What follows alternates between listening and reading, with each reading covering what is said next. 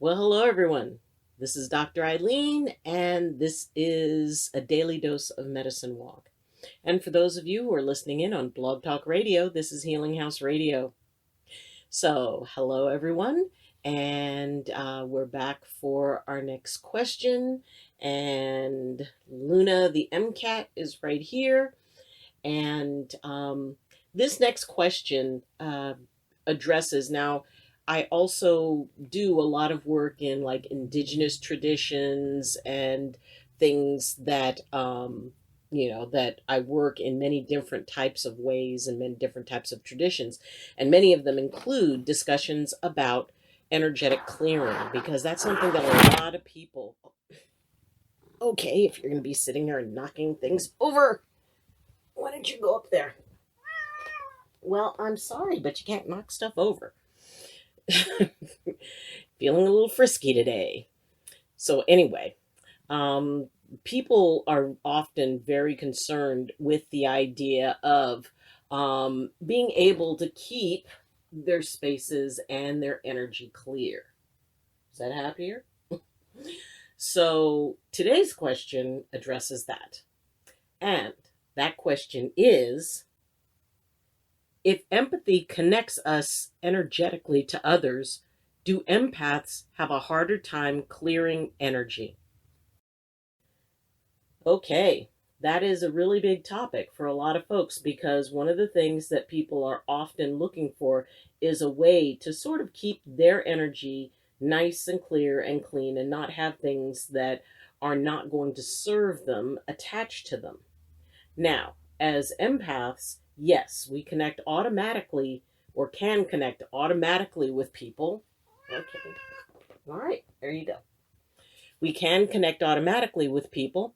And also, it goes into that place of choice, of how we choose to function and to work with other people's energies. And it is important to be able to know how to clear. Oh, goodness. Speaking of clearing, she cleared out. So, uh, what the normal practices are, and whatever your traditions that you follow, generally those will still apply to any empathic work that you're going to do or empathic connections that you make. Now, if you're using empathy in a healing or clearing process as a part of a way to connect to the person you're working with, if for some reason that level of connection is necessary, yes, you want to make sure that you do some nice healing and clearing practices for yourself once your work is done. Now, clearing can happen in a lot of different ways. There are things like clearing salt bath, and that is where you take 1 cup of sea salt, 1 cup of Epsom salt, and a half a cup of baking soda.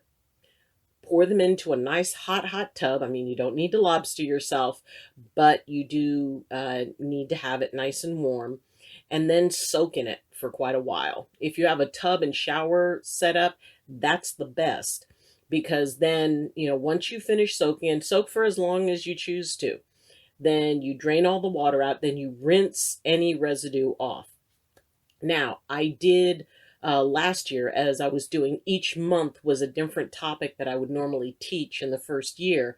We do have a video on clearing, so I suggest you go back and to the playlist for those lessons and take a look at the one that talks about clearing, and I think you'll get a lot of information from that because those techniques definitely will apply to overall clearing as well as clearing empathically. Now, one of the key pieces to being able to clear is the willingness to let go of the other person's energy. And depending on your relationship with the person, that can be tricky because if it's somebody who you have a relationship with or a deep connection to anyway, you still need to release that because it doesn't belong to you. So a big part of the empathic piece in this is that the empath in you wants to hold on to that because, it helps that person, or it's viewed that it helps that person. So you need to be able to release the connection, to release the attachment. You don't have to release the attachment to that person. You just have to release the attachment of your energy. And for empaths, this does need to be a conscious letting go. Um, washing your hands, and we all do a lot of hand washing, but the process of letting water run over your hands and just picturing that energy just kind of flowing away. You can utilize sage, you can utilize candles, you can take and, put your hand over the top of a candle. Don't burn yourself, but, just kind of a symbolic allowing the heat of the candle and the light, mostly the light of the candle, to be able to disperse any shadow, type of energy that may be clinging to you. It is, yeah, depending on what the circumstances are.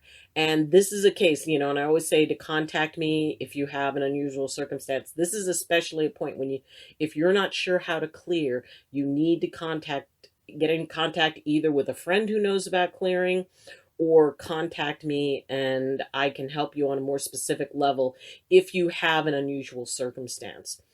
But in general, utilizing clearing practices that you would normally use, those will be fine, with the added work of energetically releasing that, which means that you've got to clamp down that empathy and leave anything that's not you outside. So just like I said, focusing on, just kind of seeing, maybe there are threads that are woven together and you see them drawn apart, or, whatever visualization you would use. Or, some, just see, picture like water running down a drain, and that's the energy sucking away and going down into earth and being dispersed.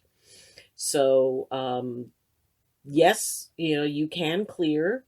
Yes, it needs a little bit of extra attention, especially in healing works. And you shouldn't have a problem with that. If you do, get a hold of me. You can reach me through my Facebook group, Medicine Walk with Dr. Eileen. You can comment in the comments, or you can also reach me through my Twitter page. And the link for that is in the description. So, hopefully that answered the question. And, any issues, get a hold of me. If you like this video, please press like. And if you have not subscribed yet, please consider subscribing and supporting the channel. So, thank you for joining me. And until next time, and as always, I wish you balance and I wish you blessings from my heart to yours. Love you, and see you tomorrow. Bye.